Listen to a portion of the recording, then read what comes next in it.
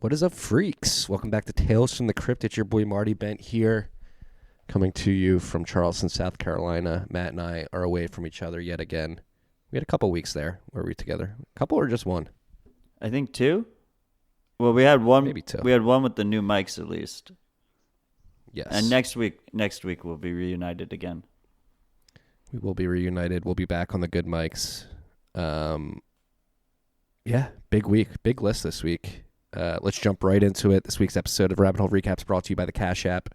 You'll know all about them. Use the code STACKINGSATS when you download the Cash App. You're going to get $5. $5 is going to go to Alice Across, and you get all of their the beauty of the Cash App. You get to buy and sell Bitcoin. You get to stack sats. You can send sats from the app to your personal wallet, from a personal wallet to the app, and then you get their boost program.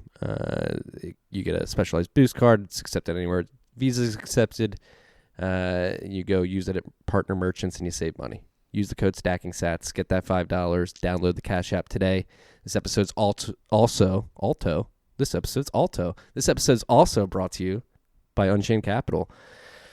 We talk a lot about multi-sig security, and Unchained offers multi-sig vaults for both individuals and businesses. Unchained's collaborative custody model is a great way to improve security, create redundancy, and reduce risk of single points of failure while also retaining your sovereignty and control. Unchained also offers an integrated, I can't speak today, freaks. Unchained also offers an integrated lending platform with its multi-sig vaults. If you need liquidity but don't want to sell your Bitcoin, they offer easy access to loans using Bitcoin as collateral. Collateral is always stored on-chain and is in a dedicated multi-sig address with the option for you to hold a key, so you always have control, and your Bitcoin is never rehypothecated. You always have at least some level of control. On top of this, they're beast Bitcoiners working on supporting multiple open source projects. If you haven't already, make sure you go check out these projects. There's 4 of them right now. Slip39 is one. Smart Custody, one word, is another. Hermit and Caravan. Check them out. Go to unchained-capital.com. That's unchained-capital.com. Halfway there, freaks. This episode's also brought to you by bullbitcoin.com. You Canadian freaks out there, if you're looking to stack sats, Bull Bitcoin is there for you. And it's got a beast team as well. You can set it up with the many different wiring systems in Canada. They're going to coin join your coins for you, so they're working on your privacy. And then on top of that, there will never be any shit coins on Bull Bitcoin. They're a Bitcoin-only company focused on building out an infrastructure so that Bitcoiners can take over the world. If you are not in Canada and you cannot use Bull Bitcoin to stack sats in your native country, do not fret. You can go to bitcoinoutlet.com and get some of their sick swag. Okay, bullbitcoin.com if you're in Canada. Go check them out. If you're out of Canada, bitcoinoutlet.com. Last but not least, we got our friends at Casa. You probably have heard all about them this week. They dropped their Casa Node 2, which is a big upgrade. I believe it's a Raspberry Pi 4 with 1 terabyte SSD. It's got 4 gigabytes of RAM. Is that correct, Matt? We're going to talk about this in the episode, but yes, it looks pretty dope. Okay. Yes. Well, beyond the node, how confident are you in your key security? What keeps you up at night? Our friends at Casa have drummed up one of the smartest and most secure ways to hodl your Bitcoin. No KYC, no altcoins, no fees on your Bitcoin. No one standing between you and your keys. So get that peace of mind for your stash with one of the world's most secure multi-sigs. Use the promo code TFTC to get up to $250 off your Casa membership, or hit their team up directly at membership@team.casa for a free demo, or put them to the test with your hardest OPSEC questions as well. You can ask them whatever you want. So if you want to email them, membership@team.casa. If you want to check out their website, keys.casa/keymaster, if you want to check out their multi-sig stuff. Matt, what the hell's going on in Brooklyn? What am I missing today? Is it raining still? Congrats on that ad read. Well done. It's never easy in the morning. 2 things to rip off that ad read.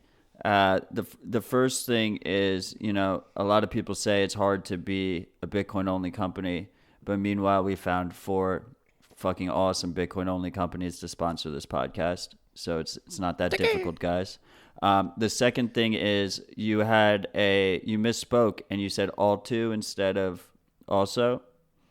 I forgot. Alto. Yeah, I forgot to bring them up, but Alto.financial is coming out really soon, and that looks pretty promising. So it rung a bell when you said it. Yeah, well, let's start out with that. That actually did ring a bell in my head, too. I think subconsciously I've had Alto Financial on my mind. Alex, last name Leishman, right? I'm not sure. He runs SF Bitcoin Devs, right? Yeah, I met him in Riga last year. Really good dude. So this is a one-stop Bitcoin shop for your higher-end Bitcoiner, if you will. Like somebody wants to buy more Bitcoin and custody it in one spot with like a white glove service. Is that correct? But they also support self-custody. Yes. It's like what Coinbase used to be. It's going to be like Bitcoin. It seems like it's going to be Bitcoin only, reoccurring buys, so you can easily stack sats, Lightning Network support, self-custody, or they can custody it for you. Yeah, and these guys are on Twitter too. So if you want to check them out, at Alto Financial on Twitter. Yeah, and that's alto.financial is their website. Anyway, they're coming soon, and you can join their waiting list. So it's just something to keep an eye on. Yeah, totally. What else do we got here? We got a packed list. A lot going on this week, dude. Let's start. Well, let's give them the price. Let's start with China. Let's give them what's the current price? Current price, according to the TFTC.io ticker, is waiting for a refresh. Refreshed. It is currently $8,540.48. A little bump yesterday, right? Yeah, we got a nice little pump. The current block height is 598,764. Bang, bang. Getting closer. Only 1,000. All right, here comes some Marty math. 1,236 blocks until we get to block 200, or excuse me, 600,000. It's coming. It's coming quick, boys. But hey, we got some lady listeners too. It's coming quick, freaks. Yeah, boys is more of a metaphor. So you recorded with Saif yesterday for Real Vision, huh? I did. It was an experience. It was fun. Yeah. So after I interviewed Rao a few weeks ago, we chatted for a while after our conversation, a recorded conversation, and he made me abreast of the fact that Real Vision is doing a gold versus Bitcoin, what will save you series, and asked if I knew anybody that would be good for the series, and obviously Saif was the first person to come to my mind, and they didn't have him booked yet, and I said, I can reach out to Saif and we can talk about the differences between the gold standard and the Bitcoin standard, and Rao was very receptive to that and invited me to conduct an interview with Saif on his platform, so I was very gracious for that. Saif and I had an incredible conversation. I think that's going to be some great fodder for the traditional finance world, great introduction to Bitcoin for them. And then on top of that, I also recorded an episode for TFTC with Saif that will be out next week. It wasn't too much overlap with our Real Vision conversation, more talking about his new website, his course, his thoughts on academia, and a bunch of other things. Awesome. I've only heard good things about the course.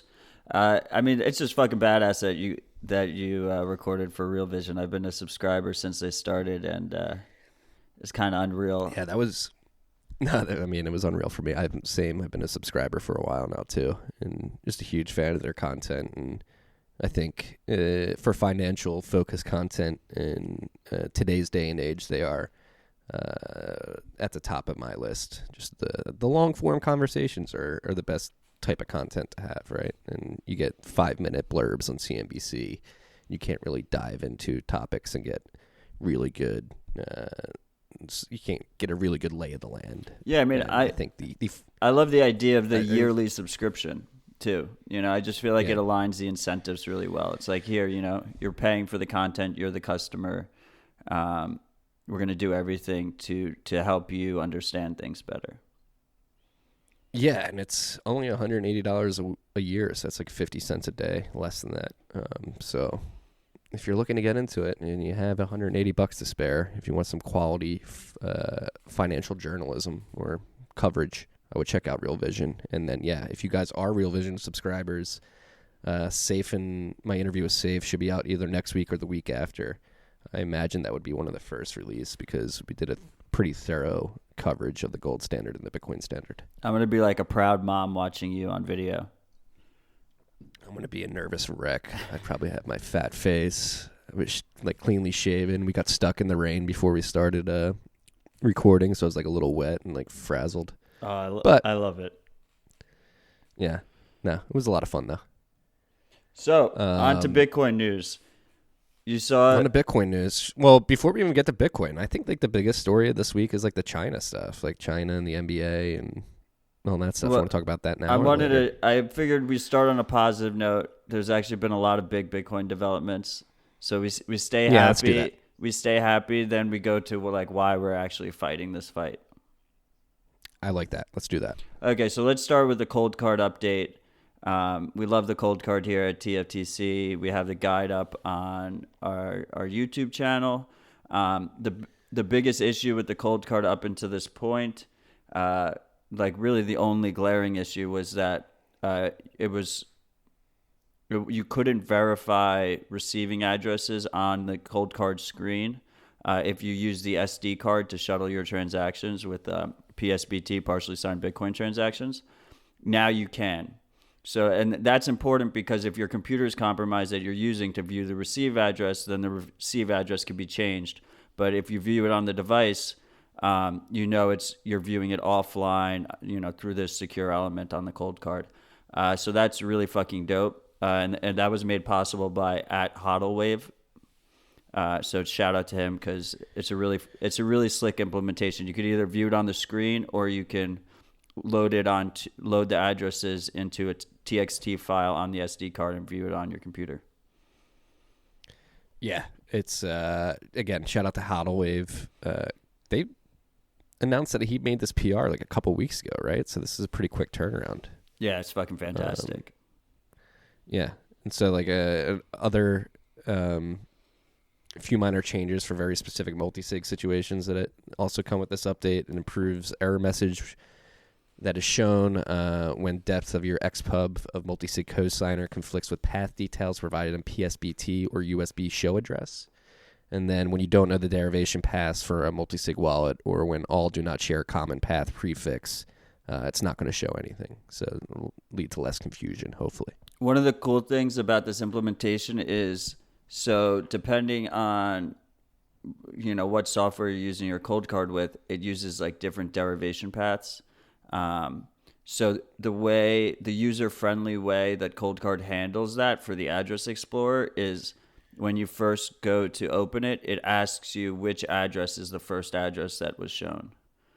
So like not only are you confirming that address, you're using that address to basically state the derivation path, which I thought was pretty fucking slick. Yeah, it's pretty creative. And then more big Bitcoin news or good Bitcoin news. I don't know how big it is, but I thought it was pretty big. I wrote about it this morning in the Bent. There's a new Zap Android app update available right now with some really cool features, but they're also releasing a desktop update later this week. First off, the Android update comes with full channel management, invoice expiry option setting, improved QR code scanning, Italian translation for all you Italian freaks out there, and bug fixes. So the Android app's just getting better. And then Jack announced yesterday that Zap will, the desktop app will allow you to sign and verify messages from the app, which is pretty cool. It may be a quote-unquote primitive for identity and reputation systems on the Lightning Network. It's not obviously not fully fleshed out yet, but you can see how this may be a building block towards building a reputation-like market between Lightning nodes. Yeah, basically every Lightning node is a public key, private key pair, so you can sign messages with those keys to prove that you own the node. So we can tie reputation to individual nodes. It's very intriguing. I'm excited about the prospects of this, especially. People should be running their nodes through Tor, so it doesn't tie you to an IP address at the same time. The Zap Android app update, I know you don't have an Android phone, so you're not as excited as I am, but it finally brings us up to feature parity with the iOS app. So like for the longest time, the Zap Android app, you couldn't even manage channels. You couldn't add channels. You couldn't remove channels. It was just like a watcher wallet. You can just like view. It was like so this is really big for us Android users. Welcome to the club. We're glad to have you. This is it's a lot of fun. Zap was the first time iOS people had a app superiority over Android Bitcoin users. So I'm glad to see that getting minimized. Again, if you, I was using my Zap iOS app this morning, checking our channel. Someone opened up a channel with us, thinking about reciprocating it and following all the invoices we're getting. It's again, we talked. I believe we talked about this with American Hodl on Monday. But it is crazy seeing how many Lightning transactions people are using over on-chain transactions for our contribute page. Like even the $50, $45, the $50 shout-out contributions, like people buying us bottle of whiskey for $45. Most of them are paying in Lightning now, which is pretty crazy to see. Yeah, I much prefer the flow of a Lightning payment than a traditional on-chain Bitcoin transaction. So whenever possible, I prefer to pay that way. Yeah. And again, that's the Lightning Network is still in its nascent stages. It's almost, 24 months old? Yeah, it's still very young. Super young. 2-year birthday. And again, like, yeah, it has bugs and it's a little finicky at times, but it does seem to be improving pretty constantly over time. And teams like Zap are doing incredible things to just push the envelope, push the ball forward. And for the amount of shit that the Lightning Network gets from a lot of people, you wouldn't know by the developments that are happening on it. Yeah, I mean, it's beaten all my expectations so far. So constantly surprised. Yeah. And then staying in line with the privacy tip here, really cool tool that I found earlier this week. Did the guys from Samurai build this, or did somebody just take oxt.me and build this? No, the Samurai guys built this. KYCP.org. Okay, it's been out for a couple months, a month and a half, 2 months, but they just updated it and improved it, made it even better. Yeah, and it's basically an explorer where you can use to basically audit your UTXO privacy and do a chain analysis on your own UTXOs, essentially, to see how linked your UTXOs are in the blockchain and the degree of anonymity you may have at any given point in time. Yeah, exactly. So I thought the name was clever too. Know Your Coin Privacy, KYCP. So it's a play on KYC, and it's a nice acronym. And the other thing just to keep in mind is if you are doing it to view your transactions, you should at least use a VPN, if not Tor. And if you use Tor, you can keep switching identities, which is a good idea if you're going to look up multiple transactions, just in case any kind of logging is going on or anything like that. Yeah, and luckily for you freaks, the team at Samurai has checked all the boxes, and they have that warning right by the bar which you would put your transaction ID in. So they're trying to make you aware that you should use Tor VPN, switch identity frequently for your privacy. It is a bit of a hassle, but it's worth it, right? Exactly. And it kind of reminds me of what we were talking to Janine about, where it's great to see more tools that allow us to analyze the chain. Instead, what she said, chain analysis versus chain surveillance, or what was it? Chain analytics versus chain surveillance. Yeah, maybe that's what it was. She made a distinction, and that's what tools like this provide us. So I think it's really important for people to be able to actually look at their transactions, and see what kind of information they're leaking. You know, how they're connected to each other, and it'll make all Bitcoin users better Bitcoin users. Yeah. So go check that out, kycp.org. Shout out to the Samurai team for putting that together. It's a really cool resource. Check out your privacy. Check out your UTXOs. This next tool I'm pretty excited about. I met this guy at BitDevs. I think he might have been Chain Code Residency. His Twitter tag is at 0xb10c. And he just came out with a new tool, mempool.observer. It's really fucking badass. It's monitoring all transactions and showing you the time. It gets broadcasted to the nodes and the fee rate. Yeah, it's a pretty cool visualization. The best mempool visualizer I've seen to date, at least. It's got a very granular filtering too. If you want to filter between SegWit spends replaced by fee transactions, multi-sig transactions, BIP69, whatever it may be, you can sort of filter that out. And just scrolling across the chart, just seeing where like the average fees fall based on how red the chart is, and being able to look at individual transactions is really cool. So yeah, shout out to 0xB10C on Twitter, And b10c.me if you want to go check out his website. and then you can also see. Oh, we should Yeah, go on. also shout out the name of the website. It's mempool.observer. Yeah, I think I did earlier, but either way, it's also interesting when you look at it. You can see that there's certain wallets and services that use hard-coded fees because there's like thick lines on round numbers. I see it on 30 sats per byte, 80, 70, 20, which is interesting. Like round number, if your wallet or service is actually using a fee estimator, it should not really ever hit round numbers like that. Yeah, no, that is funny. You can see that pretty clearly too on the chart. Yeah, so go check it out, mempool.observer. Do you think these visualizations help with understanding how to transact better? Do you think this will lead to better transacting on the network? Is this a site that you would go check before transacting? Yeah, I think so. I think, people are visual people, right? So seeing, readouts in a command line don't really do it justice.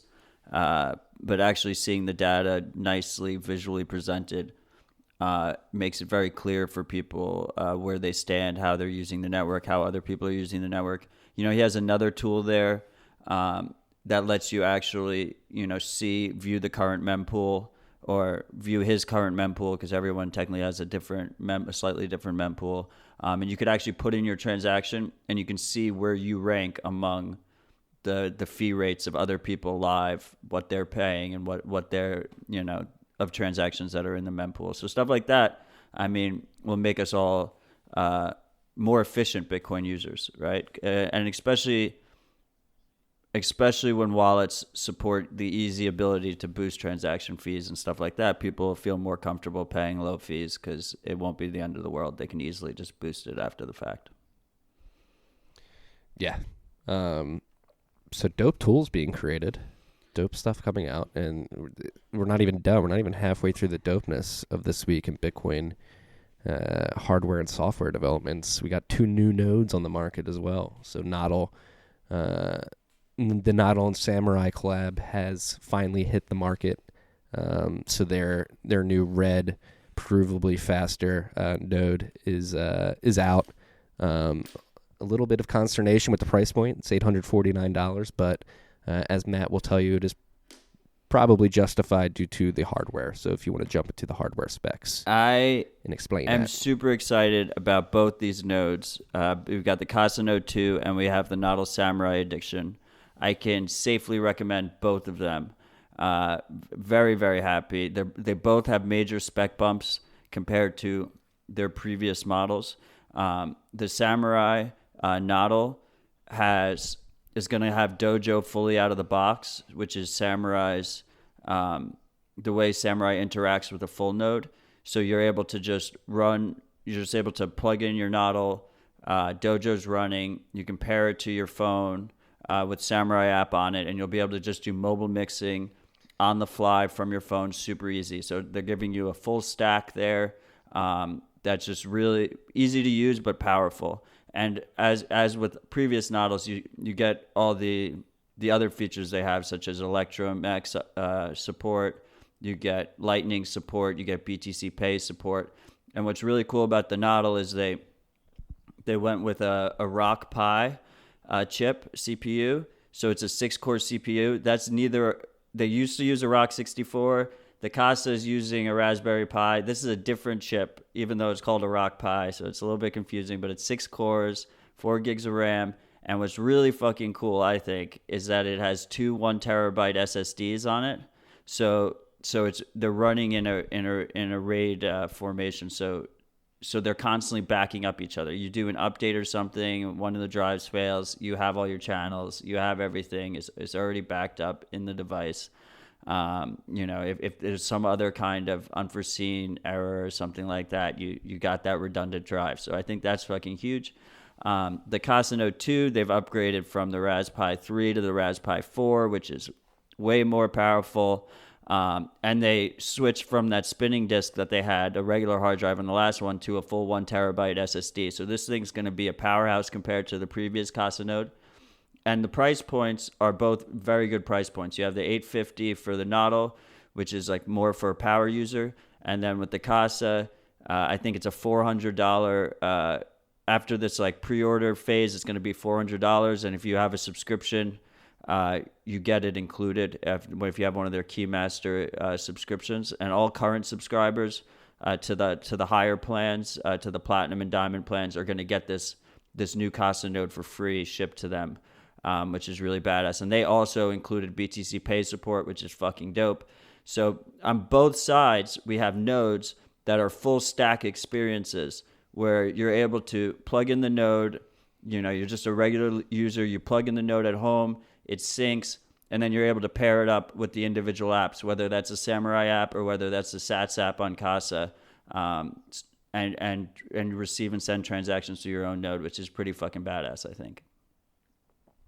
No, it's incredibly badass. And again, it seems to be the theme this week is slow and steady progress in Bitcoin on both the software and hardware sides. So yeah, both these nodes, I like the redundancy of the two drives that the Nautil Samurai collab has. That redundancy is huge for businesses and stuff like that. And then Casa, yeah, upgrading and integrating BTC Pay. It's just the explosion of functionality and utility that you can leverage off these devices is growing exponentially in my mind. And that's the crazy thing. Like, once for you freaks out there don't run full nodes yet or haven't run full nodes, it doesn't even need to be a dedicated hardware device. That's the most calming thing in the Bitcoin world for me over the last 6 months, is just seeing how once you have this stuff set up, like we've been running our node and our BTC Pay server for our site pretty much nonstop without any hiccups other than like one or two updates, I believe, that we had to do pretty quickly. But other than that, it's been set it and forget it, which has been incredible. Yeah, and I mean, our Nautil is one of the largest routing nodes on the network, and that's been running since January-ish, I think, without a problem through Tor. I mean, people are rightfully concerned that routing nodes on the Lightning Network might become more centralized. But I think things like both these nodes are powerful enough to run a high performance routing node through Tor anonymously. So I don't really think it'll be that much of an issue because we will have that. We'll have the capability that any normal person, whether they're running it on their own hardware or whether they're running it on one of these purpose-built nodes, can have a high performance Lightning node and help routing on the network. Yeah, it's slowly but surely, freaks, it's happening. We're going to wake up one day and Bitcoin's just going to have taken over the world. And that's, again, I've talked about this before on the podcast, but I think a lot of the altcoiners and the people trying to build the DeFi world are really approaching the space in the wrong way. And a lot of people think a lot of money and innovation is going to be made from protocols, but I really think it's just going to be a big push to form fit existing businesses and business models with Bitcoin functionality, and things like these nodes and BTC Pay server really make that a lot easier. And I think that maybe where a lot of the money to be made in the future is, especially if you aren't technical and building on these protocols. You can certainly learn how to leverage these systems and help other people, again, form fit their businesses to be Bitcoin compatible. And then, all right, good news keeps rolling. Async, which is a startup behind the Eclair wallet, which is a Lightning wallet, different implementation than LND. They just got an $8 million raise. Who was part of that raise? Yeah, they're the third largest implementation of Lightning. You have LND, you have C Lightning by Blockstream, and then you have Async, and their implementation is a mobile first implementation, and they use it to run their mobile wallet, Eclair, which is a great mobile wallet. I think it runs a full Lightning node on your phone. I think it's Android only right now, but I'm not positive on that. But either way, they raised $8 million in their Series A, which is huge. And seeing raises like that for integral Bitcoin companies is always a good sign. Yeah, shout out to the Async team. Congrats on your raise, and looking forward to seeing what you guys do with that money, what you build, and what we can play with. This story's got Matt Odell all over it. Tor removes about 800 old relays, about 5,200 updated nodes. So they removed about 800 old relay nodes, and about 5,200 updated nodes remain. Correct. I'm assuming this is a good story. So it's about 13.5% of the old relays have been removed. The majority of them were middle relays, which go in between different Tor relays, and then a few of them were actually exit relays, which allow you to connect to the wider internet. Yeah, I mean, I don't know if it's good news in that the old Tor software was, had a bunch of issues in it, so they want to remove it for privacy and security reasons. I thought it was particularly interesting because you have this large distributed project that needs to update, and they've discovered that a lot of people running nodes are just they're running it on some server somewhere, and they forget about it, and they don't update it, and they don't pay attention to any they tried to reach out to as many node operators as possible, telling them to upgrade. Originally it was like 1,300 were too old, and now it was only 800 when they haven't actually even done the update yet. They blacklisted them from their semi-centralized name servers. So that's always been a complaint that a lot of people have had with Tor, is that there are some aspects there that are pretty centralized, and you're kind of relying on Tor to act in good faith.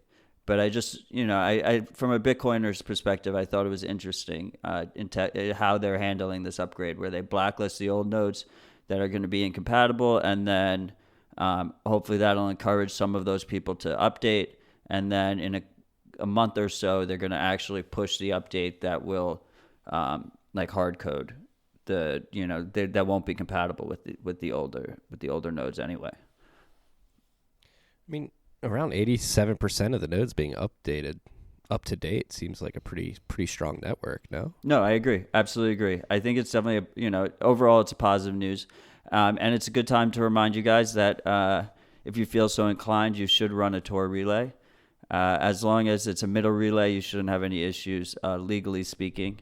The exit relays have a lot more issues because some countries will hold you liable for what comes out of your exit relay, even though it wasn't your traffic. So go run a Tor relay, guys. It helps Bitcoin, and it helps free speech around the world. Do your part. Do your part. Here's where we take a negative turn in this week's episode. Here's where we get to civil liberties and civil rights and the right to free speech and freedom of association and movement. We're going to start with Adobe. So Adobe and other software providers have cut off Venezuelan users from cloud services due to U.S. sanctions. So we see corporate America being forced by the long dick of the U.S. government to cut off Venezuelans from designing services, which is pretty ridiculous in my mind. Yeah, I mean, and this is particularly fucked up because Adobe and others don't offer offline physical versions of their software anymore, right? They pushed everyone into these subscription cloud models, and now we're seeing the negative effects of that because at the end of the day, the cloud is just someone else's computer and they can block you off. So now all these people, all these Venezuelans who have done nothing wrong, are losing, if their work is involved with using Adobe and stuff like that, all their saved work, like they have to get it all off the platform within by October 28th.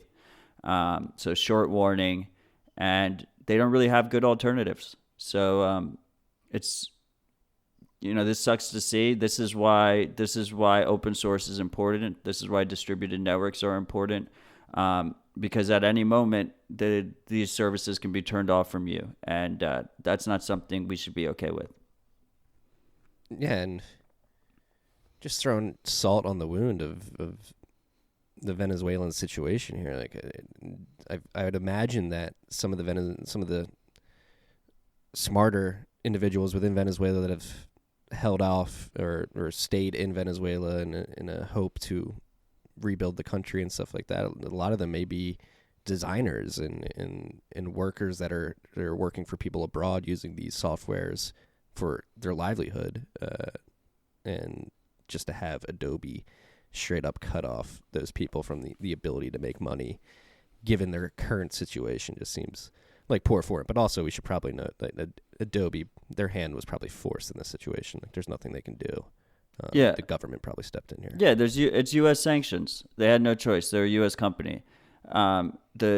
The solution here, though, is that we shouldn't be in a situation where American companies have the ability to shut you out, because they will inevitably, if there's a centralized authority, they will inevitably have to shut you out. Yes, this is becoming more and more apparent by the week as the world seems to be going crazy, dude. So again, the next topic is the fact that multiple corporations this week have bent the knee to China. Let's just list off some names right now. So Vans, ESPN, NBA, Blizzard was another. So you have 4 huge corporations there. ESPN even went so far as to post like an image of China with the South China Sea dotted line, like showing that that's their territory, which is very controversial. It's technically not their territory right now. It's still supposed to be like international waters, but you have all these U.S. corporations. The NBA in particular is kicking people out of games for holding up signs that say Google Uyghur, which is the Muslim minority that is being euthanized, or excuse me, it's being sent to concentration camps, and some of them are being euthanized as well and sterilized, and their organs are being sold to the highest bidder in countries like Saudi Arabia. And you have corporations like the NBA kicking American citizens out of stadiums for exercising their right to free speech, to say, hey, we stand with Hong Kong. In America. We do not accept. Yes, in America, in Washington, D.C., in the capital. In Philly, too. Fucked up shit, man. Right? And you said ESPN, but ESPN's parent company is Disney. It's important that people realize Disney is involved here.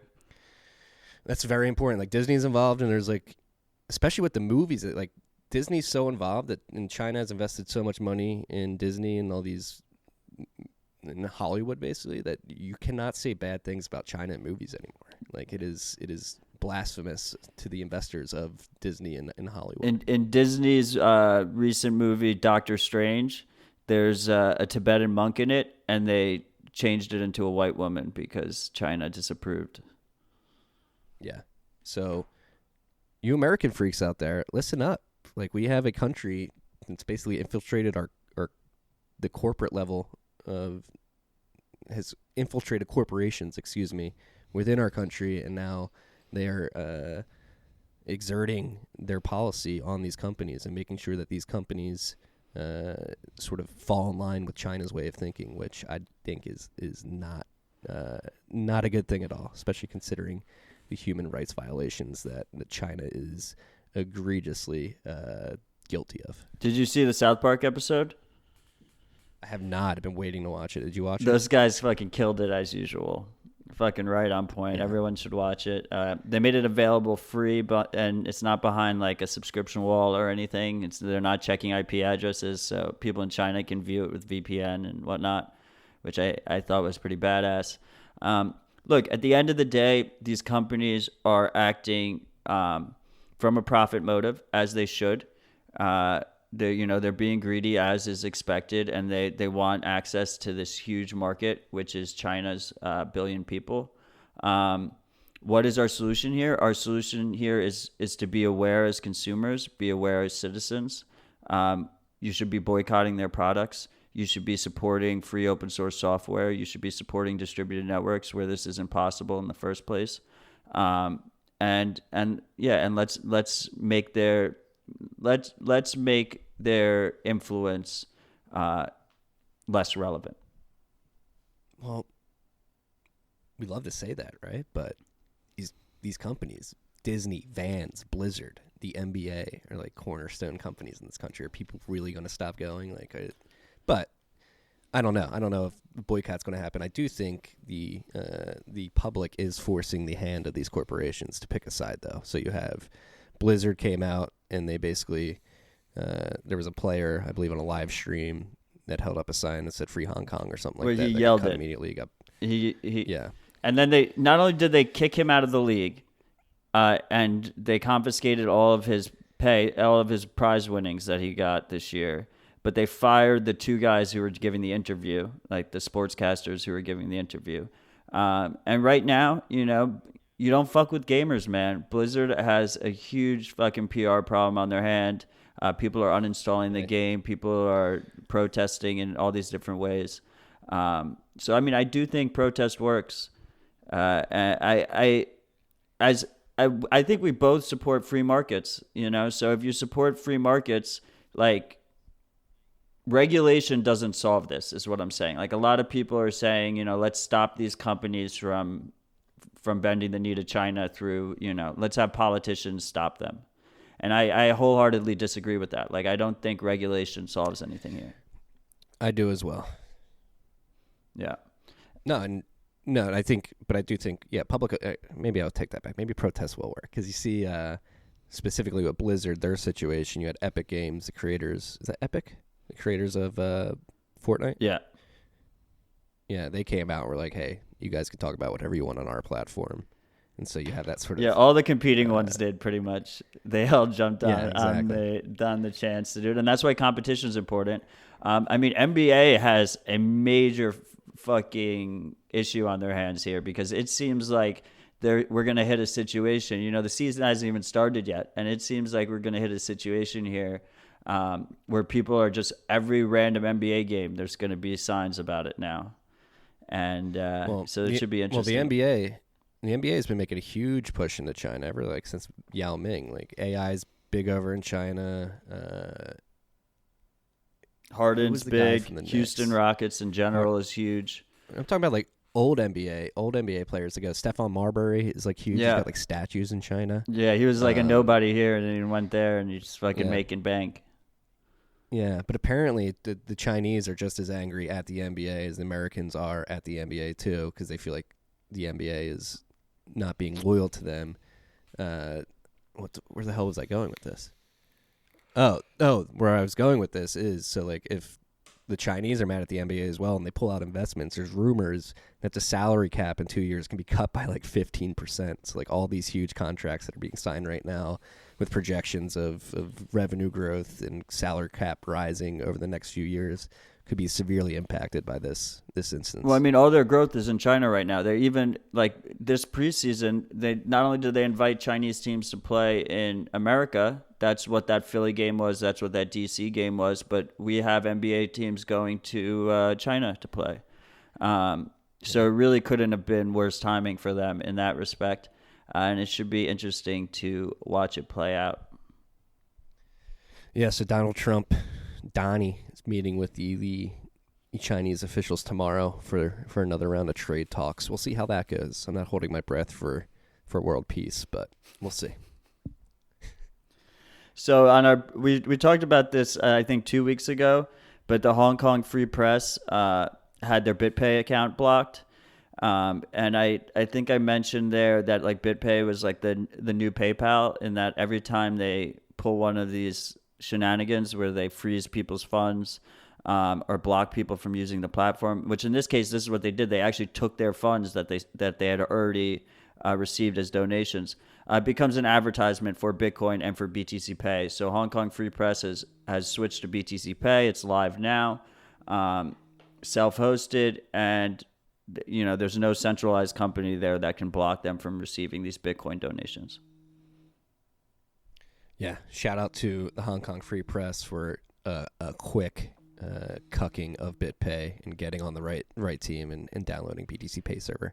Again, this is, like you said, the The slip up of the BitPays of the world, the PayPals of the world, just acutely highlights the need for Bitcoin and the power of Bitcoin. Like I was saying earlier, we set up our BTC Pay server 6 months ago, and we've just been receiving anonymous donations without a hitch. No problem. And I would also like to say, like, consider donating to Hong Kong Free Press. I have donated. Someone on Twitter mentioned that he donates using Bottle Pay to like any journalist on the ground he sees who's recording and posting good video content from the protests. Support the protests over there. And also consider opening a channel to their node so they have liquidity. We already did it with the TFTC node, and you should consider doing it as well. Help out people. We're all in this together. Decentralized finance. DeFi? I've said for a while, the only thing that's DeFi in this space is Bitcoin. It's true. I mean, the ability to provide some random stranger on the internet with liquidity and the ability to send and receive sats, it sounds like decentralized finance to me. I mean, the key part of the DeFi acronym is an acronym. The key part of DeFi is the D. You know, you need the decentralization. Otherwise, it's fucking just finance. And I think Bitcoin could be more decentralized. It's still not decentralized enough, in my opinion, but it's by far the most decentralized. So there you go. Yes, and we fight for decentralization because the world is going crazy, and we have to fight against Orwellian, despotic laws in the modern age. One of which is starting to unfold. You have the combination of state and corporations again. This time with Amazon and police stations in their Ring surveillance service. So we talked about that probably about a month ago now at this point. But it seems that 400 police departments have signed up for this. More than 400 now. More than 400. And so there is a petition on Fight for the Future. Is it a petition or just a letter? It's an open letter to local, state, and federal officials basically saying this is probably not a good idea. Yeah, I mean, they're basically creating these mini surveillance networks in residential neighborhoods powered by the Ring doorbell cameras. And because you have this partnership between Amazon and the police departments, Amazon is basically shilling it to the police departments. And they're like, you can have this awesome surveillance network and it won't cost you that much. And then the police departments are going out and basically advertising Ring for the residents. For Amazon to the residents, saying it'll make your community safer and here's a discount code. And you end up in this really sticky situation where residents that aren't doing it, even though they're not forced to, their neighbors look at them like, why don't you want our neighborhood to be safe? Why are you the pariah in the neighborhood? So we're slowly seeing the surveillance state creep forward, especially in situations here where our Constitution, might not allow this type of surveillance network to get rolled out very easily. But because it's a private company doing it, because it's technically private individuals installing the cameras, they're able to roll it out super quick. And as we've seen with these earlier stories that we covered today, is that these corporations, they're centralized actors, and at a switch, they can be flipped to work against the people. So we got to be very concerned. Don't install these cameras. Exercise your rights. Tell your local politicians you want nothing to do with this fucking shit, and support organizations that are trying to fight this in courts and try and stop it. In addition to this, we also see the city of Miami today is voting on a 30-year contract for cameras, both regular cameras, license plate reader cameras, and flood sensors on all the light poles in Miami City. And they want to give this 30-year contract as a grant to a company for free. And that company, in return, gets full rights to all the data that they collect. So it's what? Yeah, it's really, really fucked up, and it'll probably pass today in Miami. So just another thing to keep in mind here, as corporations partner with our government to infringe on our rights and surveil us all the fucking time. Are you optimistic that we can get away from this? Is it inevitable? Like, how many of your family members have rings are friends. Like I know so many people that have the ring system. Really? I guess Yeah. I guess I don't have many like friends my age who have like houses. Everyone there's a lot of people in apartments. And I guess ring is more of something you would install in your house. Yeah. Yeah, I guess Philly. Maybe I'm missing out living up in New York. A lot of people our age in Philly have already bought houses, and yeah, I know a ton of people that have them, and it is convenient. Like you can see when people are walking up to your door, and you can talk to them and say, "Hey, get the fuck away from my door. You're not supposed to be here." But as we've seen with not even just outward home surveillance systems, more particularly with baby monitors and stuff, this stuff has been hacked many times before.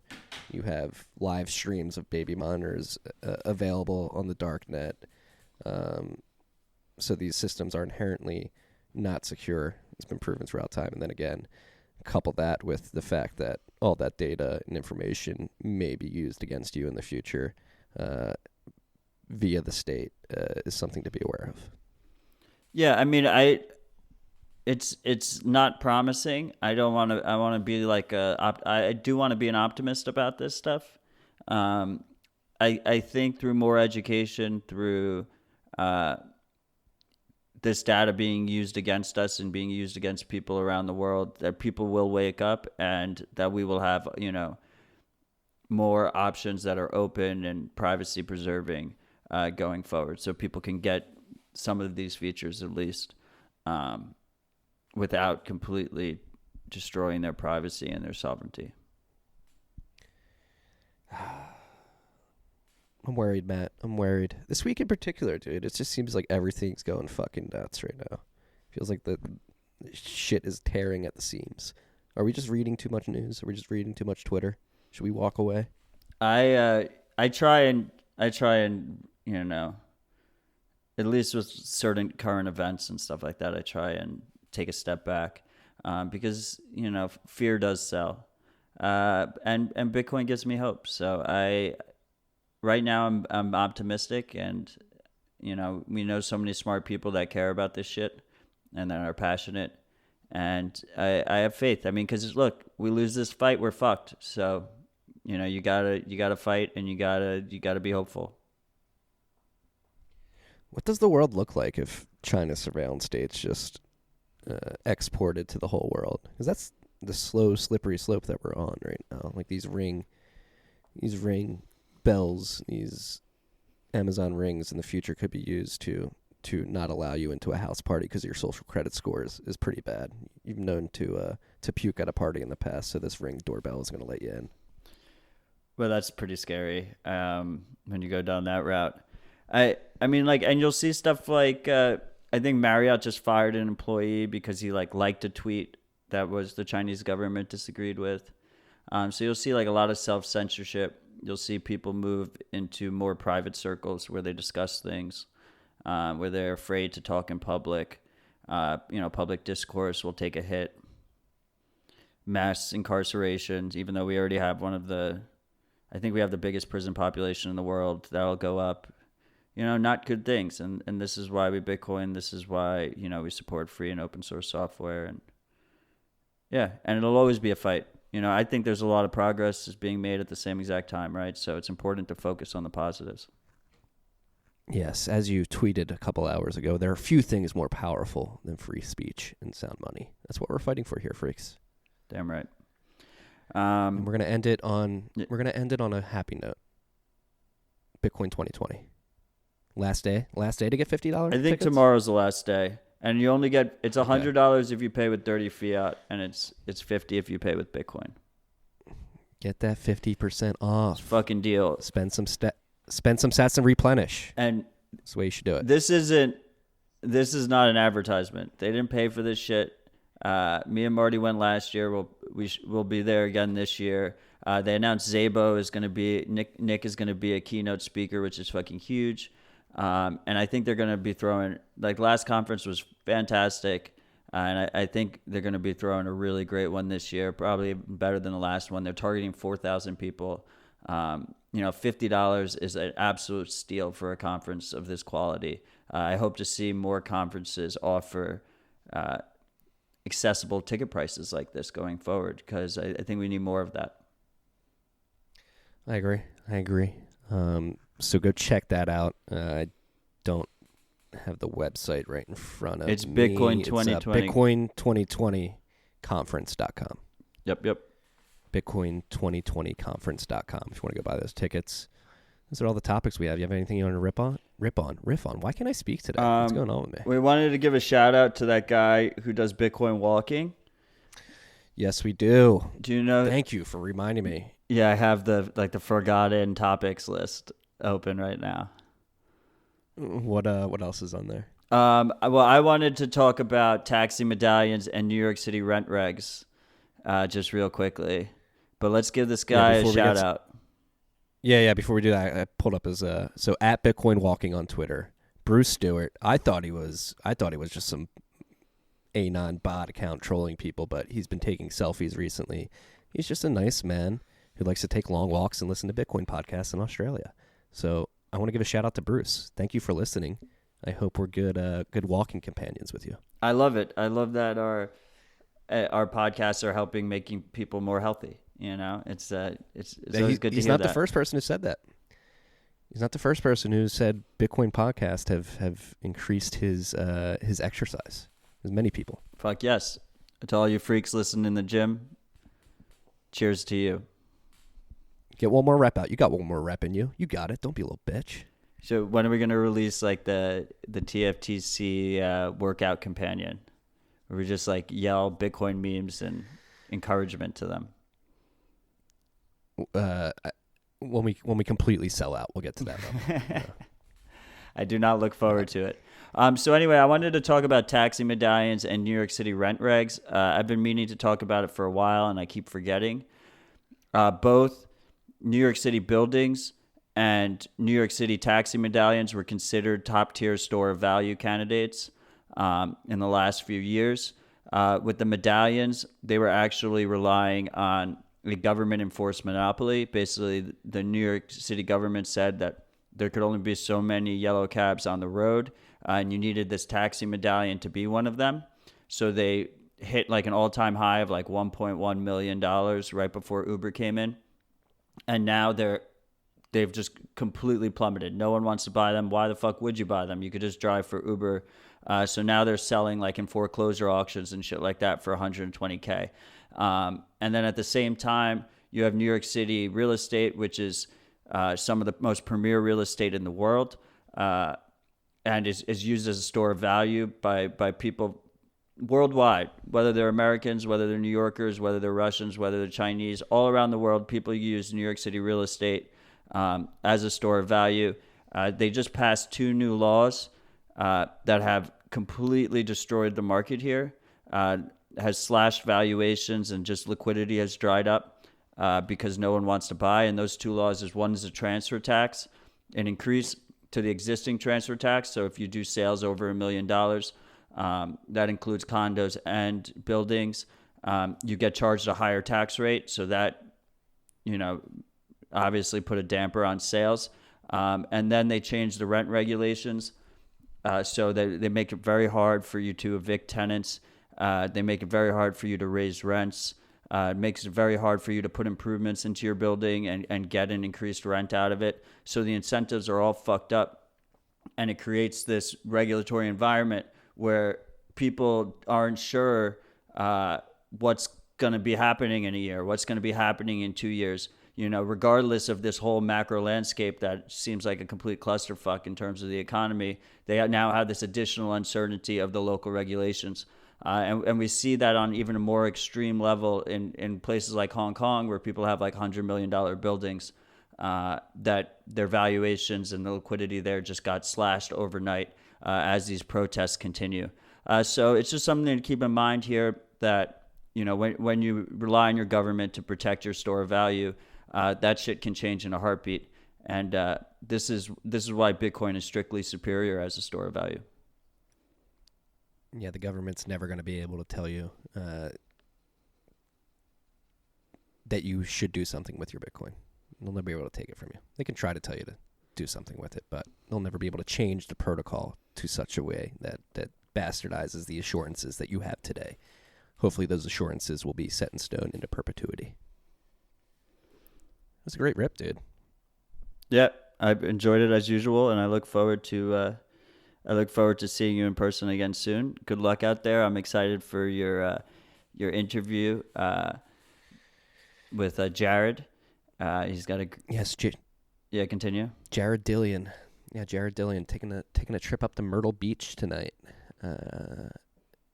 to sit down and record with Jared Dillion, who's the author of the Daily Dirt Nap, which is a financial markets and macro newsletter that goes out to a lot of traders and fund managers.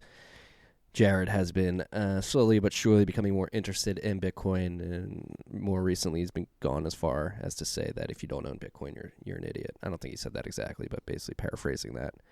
So yeah, I'm gonna go have a conversation with him tonight. Hopefully, it'll be a good one. Yeah, I mean his newsletter is fucking fantastic, and it's been an absolute pleasure watching him turn into a Bitcoiner. So I'm really excited to listen to the conversation. I think it should be pretty insightful. Yeah, I feel like he's a caterpillar in a cocoon right now, and I'm gonna go have this conversation, help him bloom into a beautiful butterfly, and just become a shameless Bitcoin shill. I love it. All right, freaks. That's all we got this week. Shout out to our sponsors, Cash App, Unchained, Bull Bitcoin, Casa. Shout out to you freaks for listening. Special shout out to Bruce Stewart for walking. Keep it up, bro. Stay humble, stack sats. Peace and love, freaks.